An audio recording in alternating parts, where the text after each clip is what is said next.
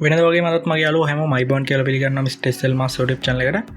ඉතින් මම අද ගන්න තියෙන්නේ Huawei ලාගේ ඉස්සරහට රිලීස් වෙන්න තියෙන Huawei Y8P කියන ෆෝන් එකේ පොඩි ස්පෙસિෆිකේෂන් ගැන පොඩ්ඩක් ඔයාලට කියලා දෙන්න. ඉතින් මේ ෆෝන් එක අපිට ලංකාවේ ඉස්සරහට බලා ගන්න පුළුවන් වෙයි.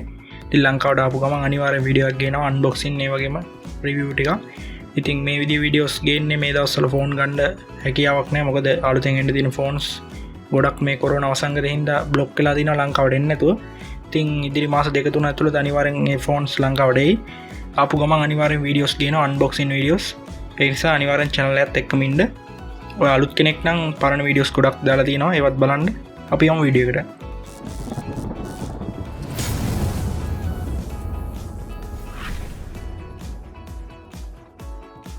මේ ෆෝන් එකේ කලර්ස් තුනකින් අපිට බලා ගන්න පුළුවන්. Breathing Crystal, Midnight Black ඒ වගේම Crush Green කියන කලර්ස් තුන.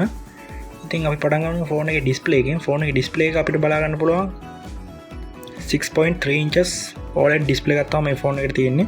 ඉතින් මේ ෆෝන් එක තමයි Huawei ලාගේ mid range එකට එන එකම OLED ඩිස්ප්ලේ එකක් තියෙන device එක. ඒ වගේම මේ ෆෝන් එකේ ස්පෙක් ගැන කතා කරද්දී මේ ෆෝන් එක අපිට බලා ගන්න පුළුවන් 4GB RAM version එකක් වගේම 6GB RAM version එකක්. ඉතින් මේ RAM version දෙකටම අපිට බලා ගන්න පුළුවන් ඉන්නේ 128GB storage version එකක්.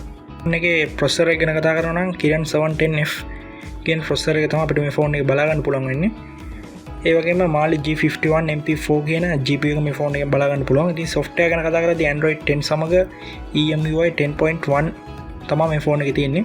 මේ ෆෝන් එකේ විශේෂම අපිට බලා ගන්න පුළුවන් Huawei ලා පළවෙනි වතාවට mid range ෆෝන් එකකට හඳුන්වලා දුන්න in display fingerprint එක. මේකේ ස්පීඩ් එකත් අපි ශ්‍රී ලංකාවට ආවට පස්සේ ටෙස්ට් කරලා බලමු. ඉතින් software ගැන කතා කරද්දී මේකේ ස්පෙෂල් තියෙනවා Huawei ලාගේ HMS ඒ කියන්නේ Huawei mobile service එක තමයි එන්නේ. ඒ කියන්නේ app gallery එක තමයි ෆෝන් එකේ අපිට බලා ගන්න පුළුවන් වෙන්නේ. Y7P Nova 7i දෙකේම වගේ. ෆෝන් එකේ කැමරා ගැන කතා කරද්දී 48 megapixel main lens එකක් අපිට බලා ගන්න පුළුවන්. ඒ වගේම 8 megapixel ultra wide lens එකක් සහ 2 megapixel depth sensor එකක් මේ ෆෝන් එකේ බලා ගන්න පුළුවන්. ඉතින් මේ ෆෝන් එකෙත් අපිට 4K shoot කිරීමේ හැකියාවක් නැහැ. 1080p 60 වලින් තමයි වීඩියෝ shoot කිරීමේ හැකියාව තියෙන්නේ. ඒ වගේම selfie කැමරා ගැන කතා කරනවා නම් 16 megapixel කැමරාවක් අපිට බලා ගන්න පුළුවන්. ඉතින් මේ ෆෝන් එකේ ඩිස්ප්ලේ එකක් තියෙන්නේ water drop design එක. ඉතින් 2012 punch hole තමයි යන්නේ trend එක. ඉතින් ඒ දන්නේ මේකට මේ විදිහේ ඩිස්ප්ලේ එකක් දීලා තියෙන්නේ. ඔයාලා මේ ඩිස්ප්ලේ එකට කැමති කියලා අනිවාර්යෙන් පල්ලෙන් කමෙන්ට් එකක් දාන්න. ඉතින් ෆෝන් එකේ අපිට බලා ගන්න පුළුවන් Wi-Fi 5 ඒ වගේම Bluetooth 5.0 එක. ඉතින් type C port එක තමයි ෆෝන් එකේ බලා ගන්න පුළුවන් වෙන්නේ. උනත් fast charging support කරන්නේ නැහැ. 10 watt charger එකක් තමයි එන්නේ. ඒ වගේම 10 watt charging තමයි මේ ෆෝන් එකට support කරන්නේ. ඉතින් non removable lithium polymer milliamp power 4000ක බැටරි එකක් තමයි අපිට මේ ෆෝන් එකේ බලා ගන්න පුළුවන් වෙන්නේ. ඉතින් මේ ෆෝන් එකත් යුරෝ 240ක් කියලා තමයි අපිට සඳහන් වෙලා තියෙන්නේ. ඒ කියන්නේ ආසන්න වශයෙන් ශ්‍රී ලංකාව ඇතුළත රුපියල් 50000කට අඩුවෙන් මේ ෆෝන් එක මිලදී ගැනීමේ හැකියාව තියෙනවා. ඉතින් අනිවාර්යෙන් මේ ෆෝන් එක ශ්‍රී ලංකාවට ආවට පස්සේ වීඩියෝ එකක් ගේනවා.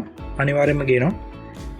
අපි බලමු මේ ෆෝන් එක ආවට පස්සේම මම රිවිව් දෙක තුනක්ම ගේන්න කැමරා රිවිව් පුරුදු විදිහටම.